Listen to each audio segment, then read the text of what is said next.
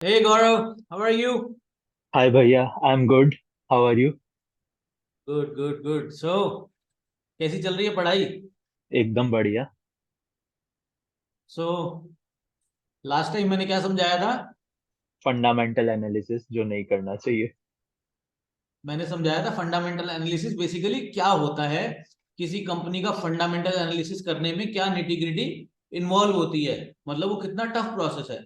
But hmm. Having said that, आप ये मानो कि ट्रेडिंग वर्ल्ड में अपने या इन्वेस्टिंग वर्ल्ड के अंदर, शेयर मार्केट के अंदर आधे लोग, आधे मतलब नॉट एग्जैक्टली आधे में, मतलब दो दो बहुत। हिस्से हैं। एक हिस्सा जो है वो price based technical based trading कर रहा है, जो कि कह रहा है कि मेरे को तो स्पेकुलेशन करनी है, तेजी मंदी करनी है, मेरे को आ जाए। एक बड़ा हिस्सा है जो कहता है कि जी हम तो लॉन्ग टर्म इन्वेस्टमेंट है, फंडामेंटल इन्वेस्टर है, हम अपनी इन्वेस्टिंग करते हैं और हम उस इन्वेस्टिंग के बेसिस पे अपनी कमाई करते हैं, we are long term investors. So अब चीज को बेटा ध्यान से देखो कि आप फंडामेंटल एनालिसिस कुछ तो नहीं, खुद तो नहीं करना चाहते, लेकिन आज किसी समंदर में अगर गोते लगाने जा रहे हैं तो उसके बारे में थोड़ी सी और ज्यादा जानकारी आपको होनी चाहिए। 2 घंटे 4 घंटे किसी सब्जेक्ट को देने में आपका कोई नुकसान नहीं हो रहा है। तो आज हम क्या करेंगे, फंडामेंटल एनालिसिस को थोड़ा और डीपली लेके जाएंगे। ओके। लास्ट टाइम का आपको याद दिला, लास्ट टाइम मैंने 3 तरह की चीजें आपको बताई थी। लास्ट टाइम पहले क्या था, इकोनॉमिक एनालिसिस। कंपनी दूसरा मैंने एनालिसिस। बताया था आपको इंडस्ट्री एनालिसिस। और यस। तीसरा बताया था कंपनी एनालिसिस। ठीक है, हम वाइडर से नैरो कर रहे हैं, पहले कंट्री को देखेंगे, पर्टिकुलर इकोनॉमी को देखेंगे, फिर उसके बाद इंडस्ट्री को देखेंगे, और इंडस्ट्री के बाद कंपनी को कंपनी। देखेंगे। कंपनी को देखेंगे, अब कंपनी के अंदर एक हमने बात करी थी इंट्रिंसिक वैल्यू को करना है, और फिर मार्केट वैल्यू से कंपेयर करके, और उसके अंदर हमने फिर अपना डिसीजन लेना है, करना है।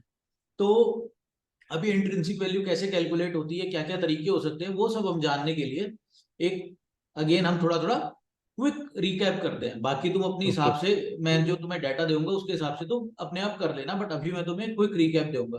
तो ठीक है, एज यूजुअल ठीक। मैं अपनी स्क्रीन शेयर करता हूं तुम्हें। Okay, okay. So just a second, let me share my screen. Okay, I share my screen with you. Now you are able to see? Yes yes भैया। Okay, so now I'll tell you analysis of financial statements. Now we have like shortlisted a particular company or a set of companies. तो अब हमारी क्या करना है हमें, कि अब 10 कंपनियां हमने शॉर्टलिस्ट कर ली है। लेट से हमने डिसाइड करा कि फार्मा सेक्टर में हमने इन्वेस्ट करना है। फार्मा सेक्टर के अंदर हमने 2 कंपनियों में इन्वेस्ट करना है, और हमने मेजर पार्टिसिपेंट्स कर लिए। लेट से हमने कर लिया कि जिस कंपनी का मार्केट कैपिटलाइजेशन 1,000 करोड़ से ऊपर है, उन्हीं को हमने टारगेट करना है। ठीक है, ओके। अब ओके। 1,000 करोड़ से ऊपर में हमें पता लगा कि 20-30 कंपनियां हैं।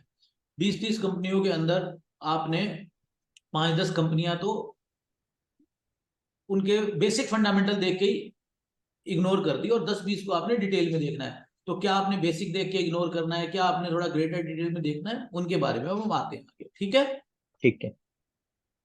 फाइनेंशियल स्टेटमेंट से हम क्या समझते हैं, फाइनेंशियल स्टेटमेंट में मेन 3 चीजें आती है। Balance sheet, profit and loss account, cash flow statement. Okay, yes. उसके बाद बैलेंस शीट क्या होती है?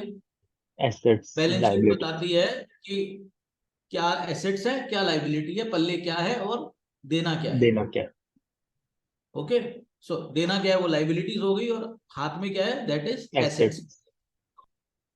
ये इक्वेशन हो गई, assets is equal to liabilities plus share holder equity. यानी आपके पास जो भी एसेट्स हैं, जो भी एसेट्स हैं, या तो आपके क्या है, आपको किसी के देने हैं, या फिर वो आपका अपना खुद का पैसा है। तो शेयर होल्डर इक्विटी खुद का पैसा हो गया, लाइबिलिटीज तो देने हैं, इन दोनों का टोटल जो है वो आपका एसेट्स। एसेट्स हो गए। ठीक है, एसेट क्या होते हैं वो हम ऑलरेडी पढ़ चुके हैं।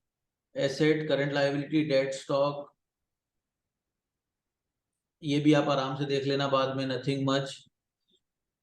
एसेट, लाइबिलिटीज, इक्विटी, ये हम ऑलरेडी कर चुके हैं।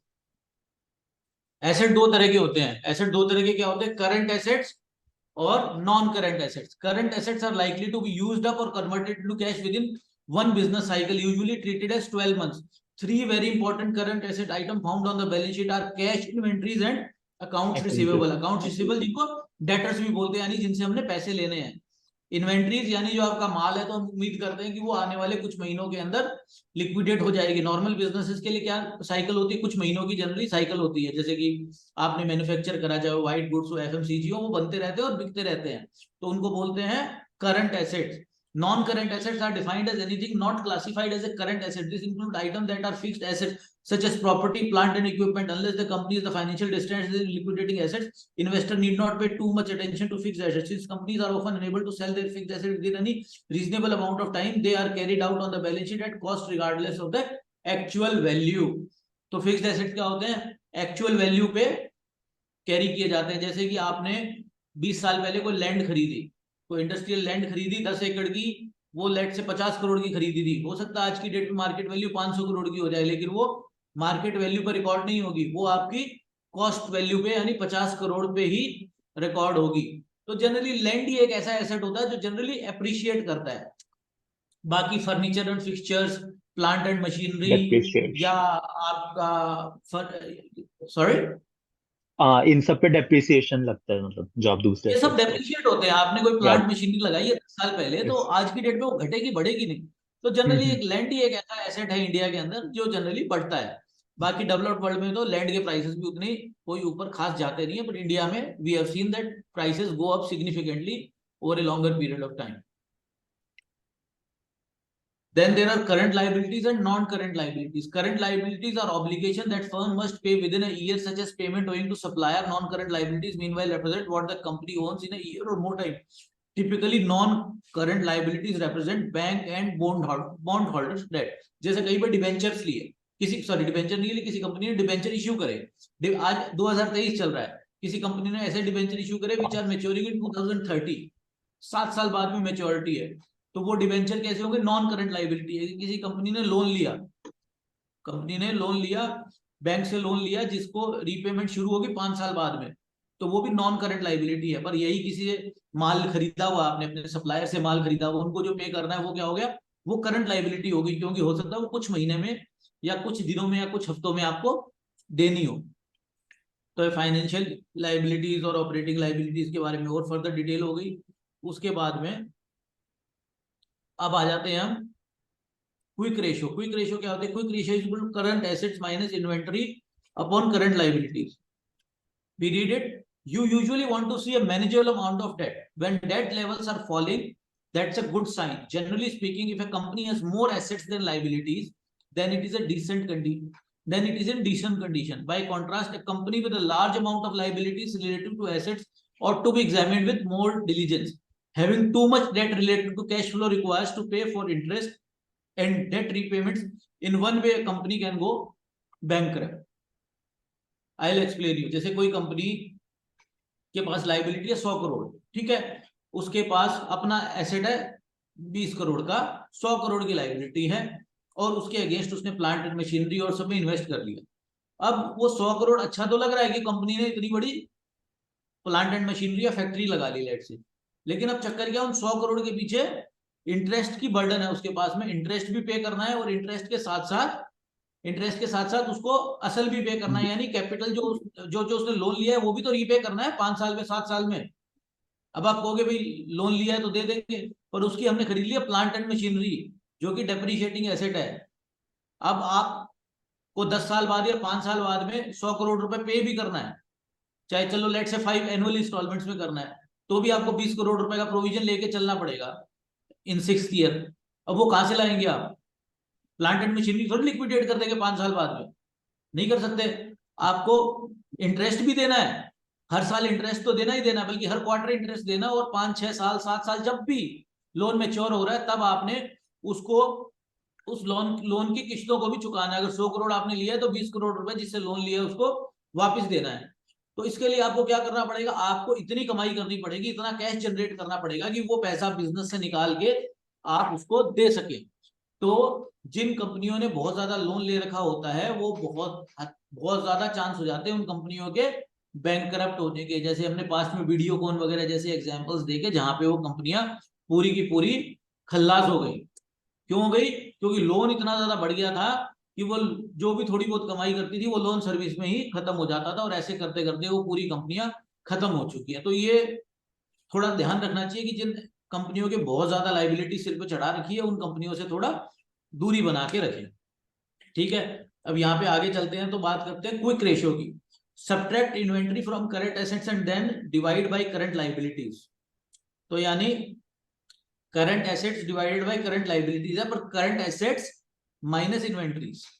इसका लॉजिक क्या है, हम ये मान के चल रहे हैं कि इन्वेंट्री तुरंत लिक्विडेट नहीं हो सकती। अगर किसी के पास में बहुत सारी इन्वेंट्रीज है, जैसे कोई कंपनी है वो फ्रिज बनाती है, तो क्या रातों रात अपने फ्रिज लिक्विडेट कर सकती है? नहीं कर सकती। उसकी तो जितनी डिमांड उतनी बिकेगी। तो सबसे ज्यादा लिक्विडेट वो क्या कर सकता है कि उसके सारे पैसे लोगों से उठा सकती है, वो बैंक से जो भी कैश पड़ा है या बैंक बैलेंस है, और वो current assets divided by current liabilities. तो उनकी रेशियो क्या है? If the ratio is 1 or higher, it says that the company has enough cash and liquidity assets to cover the short-term debt obligation.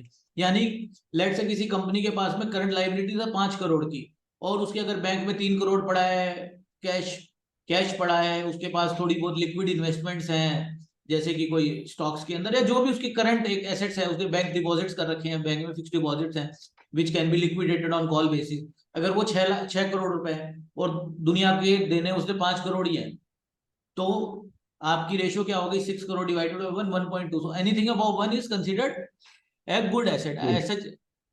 ठीक है, equity represent total shareholders own, its own is often shareholders equity as described हो, equity is equal to total assets minus total liabilities। ये तो हम पहले भी कर चुके हैं। ठीक है, थोड़ी देर पहले हमने कराया था, equity is equal to total asset। the two important equity items are paid up capital and retained earning, अगर general reserve also known as general reserves। paid up capital is the amount of money shareholder paid for their shares when the stock was first offered to the public। it basically represents how much money the firm received when it sold its shares। In other words, retained earning are the tally of the money of the company has chosen to reinvest in the business rather than pay to the shareholder। Investors should look closely at how the company puts retained capital to use and how a company generates a return on it। Okay, ठीक है, ये reserves and surplus, ये general reserve term भी use होती है और reserves and surplus term भी use होती है। रिजर्व एंड सरप्लस मैं बताता हूँ। जैसे मैंने अपनी प्राइवेट लिमिटेड कंपनी है, साल का मैंने लेट से 1 करोड़ रुपए कमाया उस कंपनी के अंदर, 25-1 लाख रुपए तो गवर्नमेंट ले जाएगी टैक्स के नाते। ठीक है, 75 लाख बचा। उसमें से जो 75 लाख में से अगर मैंने डिविडेंड दे दिया, शेयर होल्डर्स को डिविडेंड दे दिया, लेट से 20 लाख रुपए का डिविडेंड बांट दिया, तो 100 लाख में से 25 लाख तो सरकार को दे दिया टैक्स के रूप में, फिर बाकी 20 लाख रुपए मैंने डिविडेंड बांट दिया, तो 55 लाख रुपए बचे। 55 लाख रुपए को मैं ट्रांसफर करूंगा प्रॉफिट एंड लॉस अकाउंट से रिजर्व एंड सरप्लस में। तो रिजर्व एंड सरप्लस में चले जाएंगे तो वो क्या हो जाएगा? रिजर्व एंड सरप्लस में जब वो चले जाएंगे तो वो भी एक तरह से कैपिटल का ही मेरे पार्ट हो जाते हैं, पर वो सेपरेटली अपीयर होते हैं रिजर्व एंड सरप्लस में। अभी मैंने बैलेंस शीट का मोटा मोटी तुम्हें बता दिया। ठीक है, बैलेंस शीट क्या चीज होती है। उसके बाद आते हैं इनकम स्टेटमेंट, जिसको commonly profit and loss statement भी अपने बोलते हैं, या P&L भी शॉर्ट में बोला जाता है। Income statement is basically the first financial statement you will come across as an annual report or quarterly results with the exchanges। It also contains the number most often discussed when the company announces its result, number such as revenue, earnings and earnings per share। Basically the income statement shows how much money the company generated, how much it spends and the difference between the two over a certain time period। ठीक है, ये example के तौर पर हम बाद में company का भी मैं तुम्हें लाइव दिखाऊंगा। ठीक है, generally speaking companies ought to be able to bring more money than they spend or they stay in business for long। Those companies with low expense relative to revenue or high profits relative to revenue signal strong fundamentals to investor। शुद्ध भाषा में हिंदी में बोले तो जितने खर्चे हैं उससे ज्यादा कमाना है। अगर आप 80 रुपए खर्चा कर रहे हो तो 100 रुपए कमाने की सोचो, अगर 100 रुपए कमा रहे हो तो 70 रुपए खर्चने की सोचो, वही प्रॉफिट है आपका। आपने जो भी खर्चा करा, खर्चे किस नाम से होते हैं कंपनियों के? रॉ मटेरियल कॉस्ट के होंगे, सैलरी के होंगे, मार्केटिंग के होंगे, जो भी खर्चे हैं, बिजली पानी के, ऑफिस मेंटेनेंस के, रेंट के, जो भी खर्चे करने के बाद में जो आपने माल बेचा, इन सब कॉस्ट से ऊपर अगर आपका माल बिकता है तो इसका मतलब आपको प्रॉफिट है। जो कि माल बिका मतलब क्या हुआ? जितने का रेवेन्यू जनरेट हुआ। तो रेवेन्यू जितना जनरेट हुआ और जितने के खर्चे हर तरह के हो गए उनसे ज्यादा है, तो इसका मतलब वो आपकी कमाई है। एकदम सिंपल तरीके से अंडरस्टैंड करना हो तो। सो उसके बाद revenue also known as sales और top line is generally the most straightforward part of the income statement. हाँ, ये वर्ड बड़ा यूज होता है, टॉप लाइन। टॉप लाइन को टॉप लाइन क्यों बोला जाता है? जब आप P&L स्टेटमेंट बनाते हैं तो सबसे ऊपर वाली लाइन के अंदर आप लिखते हैं रेवेन्यू, ओके। आप शुरू करते हैं, जैसे किसी कंपनी की सेल्स फिगर होती है ना, जो सेल को बेसिकली टॉप लाइन बोलते हैं। सेल को, जैसे सर्विस इंडस्ट्री के अंदर आपने जितना भी रेवेन्यू कमाया सर्विसेज देके, जैसे कि लेट्स से टीसीएस है, तो टीसीएस तो कोई प्रोडक्ट ऐसे बेच नहीं रही। टीसीएस को टीवी फ्रिज थोड़ी बेच रही है, टीसीएस को तेल साबुन थोड़ी बेच रही है। टीसीएस क्या करती है, कंसल्टेंसी सर्विसेज देती है, सर्विसेज बेचती है। तो जो सर्विसेज बेचती है उससे उनका रेवेन्यू आता है। इसी तरह से कोई कंपनी है, लेट्स से टाटा स्टील है, तो वो स्टील प्रोडक्ट्स बेचती है, तो जो उनकी सेल होती है वो, तो जो भी रेवेन्यू आया वो सबसे ऊपर लिखा जाता है, P&L में सबसे ऊपर लिखा जाता है revenue. Often there is a single number that represents all the money a company brought in during a specific time period, although big companies sometimes break down revenue by business segments or geography.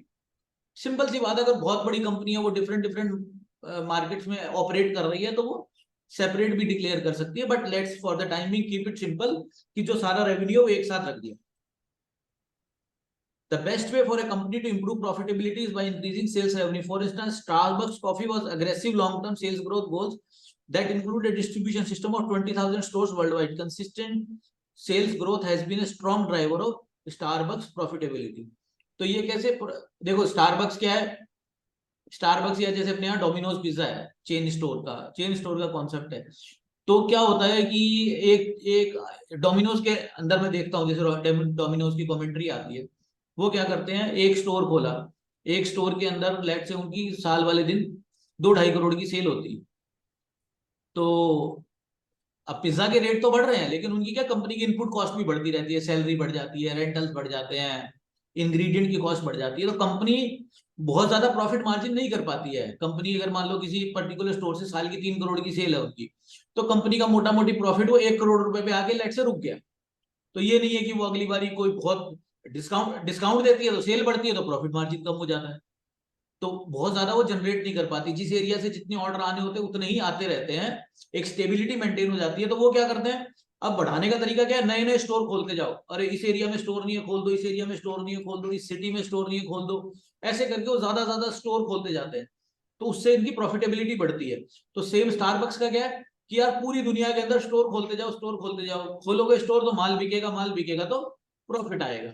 तो इस तरह से ये revenue generation का तरीका है कि आपने ज्यादा कुछ नहीं करा, बस रेप्लिकेट करते गए। एक्सपेंसेस का मैंने ही बता चुका, कॉस्ट ऑफ गुड सोल्ड सबसे बड़ा एक्सपेंस होता है, फिर general selling expenses, administrative expenses, administrative expenses मतलब सैलरीज वगैरह जो आप देते हैं, रेंटल्स जो देते हैं आप। Cost of good sold is expense more directly, cost of good sold मतलब जो आपका कॉस्ट लगा है, जैसे आपने टीवी फ्रिज बनाया, तो टीवी फ्रिज बनाने के अंदर जो भी आपने माल खरीदने में उसके लगाया करा वो हो गया। Big Bazaar pays a supplier ₹40 for a box of soap which it sells to customer for 50. When it is sold, Walmart's cost of, okay, ये मैंने, so cost of goods sold. Big Bazaar pays a supplier ₹40 for a box of soap. अपने case में D mart भी ले सकते हैं, D mart listed entity है जो कि एवेन्यू सुपरमार्केट जो है, तो अगर उसके यहाँ पे कुछ भी माल बिक रहा है तो वो क्या कर रहे हैं, कहीं से खरीद रहे हैं और उसके बाद उसको बेच रहे हैं। तो 50 रुपए की साबुन बेची, 40 रुपए की खरीदी थी, तो 40 रुपए जो हो गया उनका कॉस्ट ऑफ गुड सोल्ड हो गया, ऑपरेटिंग बिजनेस। फिर marketing, salaries, technology expenses, research and development, ये सब उनके खर्चे हो गए। उसके बाद प्रॉफिट्स क्या हो गए, रेवेन्यू माइनस एक्सपेंसेस हो गया। Companies with high gross margin will have a lot of money left over to spend on other business. अच्छा, ग्रॉस मार्जिन और नेट मार्जिन, ये काफी इंपॉर्टेंट चीज है समझनी इसको, और ये काफी आपको मीडिया के अंदर भी देखने को मिलेगा कि ग्रॉस मार्जिन बढ़ गए, ग्रॉस मार्जिन घट गए। ठीक है, ग्रॉस मार्जिन क्या हुआ, ग्रॉस मार्जिन जैसे हम साबुन का एग्जांपल ले रहे थे ना, या लेट से गाड़ी का एग्जांपल ले लेते हैं, गाड़ी का एग्जांपल ले लेते हैं। कंपनी कार बनाती है, लेट से टाटा मोटर्स है, कार बनाती है। टाटा मोटर्स के गाड़ी के क्या क्या खर्चे होंगे, एक गाड़ी उन्होंने 10 लाख की बेची, ठीक है। एक गाड़ी का सबसे डायरेक्ट खर्चा क्या होगा, गाड़ी का डायरेक्ट खर्चा क्या होगा, उसके लिए जो भी मेटल आया फैक्ट्री के अंदर, जो फ्यूल लगा, लेबर लगी, उसको गाड़ी को बनाने तक, फैक्ट्री तक लाने में जो खर्चा लगा वो लगा गाड़ी के ऊपर डायरेक्ट एक्सपेंस। और उसके अलावा उसको बेचने में खर्चा लगा, यानी हेड मार्केटिंग। ऑफिस में जो सैलरी दी, हेड ऑफिस में रेंटल्स जो दिए, उसके बाद आपने एडवर्टाइजिंग एक्सपेंस जो करा, कमीशंस करे, ये जो ऊपर के खर्चे लगे उसको बेचने के लिए, वो माल फैक्ट्री में तैयार तो हो गया, लेकिन उसको बेचने तक, एंड यूजर तक पहुंचाने में जो खर्चा लगा ना, वो उसका हो जाता है इनडायरेक्ट एक्सपेंस। तो अब वो जो cost of good sold minus direct expense जो है ना, उसका ग्रॉस मार्जिन है। यानी आप समझो एक गाड़ी 10 लाख की बेची, लेकिन उसको बनाने में 6 लाख रुपए खर्च हो गया, एक बार टैक्सेस वगैरह भूल जाओ, जीरो टैक्स मान लो, 6 लाख रुपए खर्च हो गया, तो 4 लाख रुपए जो है ना वो 40% कंपनी का ग्रॉस मार्जिन हो गया। अब इस 4 लाख रुपए में से कंपनी क्या क्या खर्चा करेगी? अपने हाँ सर। मार्केटिंग स्टाफ को सैलरी देगी, कमीशंस देगी, उनको ऑफिस के रेंटल देगी, शोरूम के रेंटल्स देगी, तो उससे रिलेटेड जो एडवर्टाइजिंग का खर्चा देगी, टीवी पे ऐड आ रहे हैं कर रहे हैं वो सब खर्चा देगी। वो लेट से पर गाड़ी, पूरी पर गाड़ी ऑन एन एवरेज वो 1.5 लाख रुपए है। तो कंपनी की कॉस्ट थी फैक्ट्री लेवल तक 6 लाख रुपए, और अब कॉस्ट आ गई आपकी 7.5 लाख रुपए। 6 लाख प्लस सेलिंग एक्सपेंस आ गया 1.5 लाख रुपए, यानी अब आपकी कॉस्ट आ गई 7.5 लाख रुपए। सेल वैल्यू कितनी थी? 10 लाख रुपए। 10। तो ग्रॉस मार्जिन कितना था? 40%, यानी 6 लाख की चीज आपकी बिकी 10 लाख की, तो यानी 40% ग्रॉस मार्जिन था। और नेट मार्जिन कितना हुआ? 2.5 लाख रुपए, यानी 25%, यानी सेल वैल्यू का 25% आपका ग्रॉस मार्जिन है। यानी आपने 100 रुपए का माल बेचा तो 25 रुपए आपने घर में रखे। आपने अगर 1 लाख करोड़ का माल बेचा पूरे साल में, तो 25,000 करोड़ रुपए आपका नेट प्रॉफिट हो गया। ठीक है।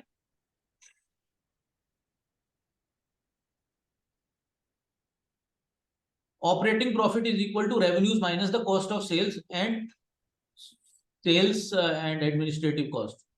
This number represents the profit a company made from its actual operation and excludes certain expenses and revenues that may not be related to its central operation. High operating margin can mean the अच्छा operating profit. Operating profit is basically similar to kind of your net profit, लेकिन थोड़ा फर्क होता है। Let's say हम थोड़ी देर पहले बात कर रहे थे ना कि लैंड के प्राइसेस ऊपर चले जाते हैं, ठीक है। अब किसी कंपनी ने कोई फैक्ट्री लगाई थी बहुत सालों पहले, तब 50 करोड़ की जमीन ली थी। अब वो 25 साल बाद में जमीन, जब उन्होंने वो फैक्ट्री हटा दी वहां से कहीं और शिफ्ट कर दी, तो 50 करोड़ की जमीन जो बुक्स में थी वो फैक्ट्री बिकी है 1000 करोड़ की आपकी। वो फैक्ट्री की बिल्डिंग बिक गई 1000 करोड़ की, तो 950 करोड़ का प्रॉफिट आ गया। तो 950 करोड़ के जो प्रॉफिट को बोलेंगे वो एक्स्ट्रा ऑर्डिनरी प्रॉफिट बोलेंगे। वो हर साल थोड़ी होने वाला है, हर साल फैक्ट्री थोड़ी बिकेगी, तो उसको हम क्या बोलते हैं? एक्स्ट्रा ऑर्डिनरी आइटम बोलते हैं। और जो प्रॉफिटेबिलिटी कैलकुलेट करते हैं, जो हमने 25% कैलकुलेट करा ना, वो उस 25% का पार्ट नहीं होगा, वो नेट प्रॉफिट का पार्ट तो होगा, उस पर टैक्स भी देना होगा, सब कुछ होगा, वो उससे पर उसकी रिपीट वैल्यू नहीं है। वो एक बार ही आया तो हर बार ही नहीं आएगा, तो इसलिए हम उसको क्या करेंगे? उसको ऑपरेटिंग मार्जिन में इंक्लूड नहीं करेंगे। ऑपरेटिंग प्रॉफिट किससे है? ऑपरेशन से। ऑपरेशन क्या है? कंपनी का काम फैक्ट्री बिल्डिंग बेचना नहीं है, कंपनी का काम है गाड़ी बना के बेचना, या कंपनी का काम है साबुन बेचना, तो उसमें जो प्रॉफिट आएगा वो ऑपरेटिंग प्रॉफिट होता है, या उसको, और वो जो उसमें कमाई होती है उसको बोलते हैं ऑपरेटिंग प्रॉफिट मार्जिन। कि 45 का माल 50 का जा रहा है, 90 का माल 100 का जा रहा है, तो वो जो 10% है उसका वो ऑपरेटिंग प्रॉफिट मार्जिन ही है। Net income generally represents the company's profit after all expenses, including financial expenses, having been paid. This number is often called the bottom line and is generally the figure people refer to when they use the word profit or earnings. तो एक आप popular term सुनते हैं EBITDA. Yes. EBITDA क्या होता है? Earning before, Interest and taxes. हाँ, interest, depreciation, taxes and amortisation, तो इबिटा मार्जिन होता है। तो ये सब घटा दिया आपने। डेप्रिसिएशन, डेप्रिसिएशन को क्यों अलग से करते हैं? कि डेप्रिसिएशन ऐसा देखा जाए तो थ्योरेटिकल एंड लीगल नंबर है, हो सकता है डेप्रिसिएशन एक्चुअल ज्यादा हो कम हो, तो इसलिए उसको अलग रखा जाता है। और टैक्सेस, टैक्सेस तो कमाई में से देने हैं, और डेप्रिसिएशन टैक्सेस तो अलग कर दिए। और इंटरेस्ट तो हम ये मान के चलते हैं, देखते हैं बिना इंटरेस्ट के क्या कमा रहे हैं। अगर लेट से किसी कंपनी ने 250 करोड़ रुपए कमाए विदाउट पेइंग इंटरेस्ट, और उनकी इंटरेस्ट पे आउट 50 करोड़ है, तो 200 करोड़ नेट प्रॉफिट हो गया। बट अगर किसी कंपनी की कमाई है 250 करोड़ और उसका टैक्स बर्डन है 300 करोड़, तो 50 करोड़ कंपनी घाटे में तो आ गई, ठीक है। लेकिन कोई ये कह सकता है कि यार अभी तो इनको ब्याज देना पड़ रहा है, अगर इंटरेस्ट रेट कम हो जाए तो, अगर इंटरेस्ट रेट कम हो जाए तो फायदा हो जाएगा, पहली चीज।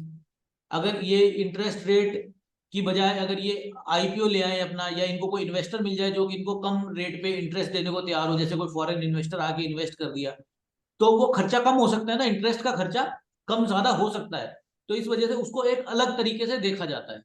ओके, आगे चलते हैं। When a company has a high profit margin, usually means that it also has one or more advantage over its competition. Companies with high net profit margin have a bigger cushion to protect themselves during the hard times. Companies with low profit margin get wiped out in a downturn. Simple सी बात है, अगर कोई company 100 रुपए का माल बेचती है, 70 रुपए का माल, 100 रुपए का माल बेचती है, तो पहली चीज तो ये समझ आती है यार इसको इतना अच्छा मार्जिन मिल रहा है, ये बहुत बड़ी क्वांटिटी में 70 रुपए का माल 100 रुपए का बेच पा रहा है, तो इसका मतलब कुछ तो खास बात होगी, कोई या तो कोई ब्रांड वैल्यू होगी या कुछ होगी जो इतना अच्छा मार्जिन से बेच रहा है, उसका क्या फायदा होता है? कल को थोड़ी बहुत कोई इंग्रेडिएंट के रेट बढ़ गए, थोड़े बहुत इनपुट के रेट बढ़ गए, या थोड़े बहुत सेल के प्राइस घटाने पड़ गए, तो कंपनी की सेहत पे बहुत ज्यादा फर्क नहीं पड़ेगा, क्योंकि अभी उसके पास में कुशन काफी है। और यही चीज कंपनी को 2-5% के मार्जिन पे काम कर रही है। उसके अंदर जैसे ही उसकी इनपुट कॉस्ट बढ़ी, वो कंपनी तुरंत घाटे में आ जाएगी। वो कंपनी, जैसे कोई कंपनी मान लो ऐसा कोई रंग पेंट बनाने वाली कंपनी है जिसके अंदर मेन इंग्रेडिएंट उसका क्या है, पेट्रोकेमिकल्स है।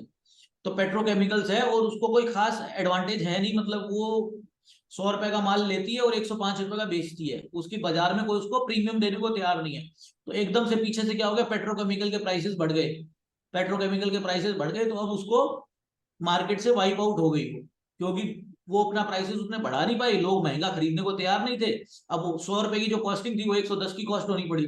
तो अब कंपनी जितना ज्यादा बेच रही है उतना घाटा हो रहा है। तो ऐसी चीजें प्रैक्टिकली कई बार देखने को मिल जाती है। और वो जो कंपनी जिसका लोग प्रीमियम पे माल खरीदने को तैयार है, वहां पे उसको कोई नुकसान नहीं था। उसने क्या करा कि चलो कोई बात नहीं, जहां पे 30 रुपए कमाते थे वहां पे 25 रुपए कमा लेंगे। वो कंपनी अपना काम खुला करती रही और वो सक्सेस हो जाते हैं, राइट। तो नेट इनकम का कॉन्सेप्ट हो गया। अब तीसरा आता है कैश फ्लो स्टेटमेंट। तो हम एक लेते हैं छोटा सा ब्रेक और उसके बाद करते हैं cash flow statement. Okay okay. Okay.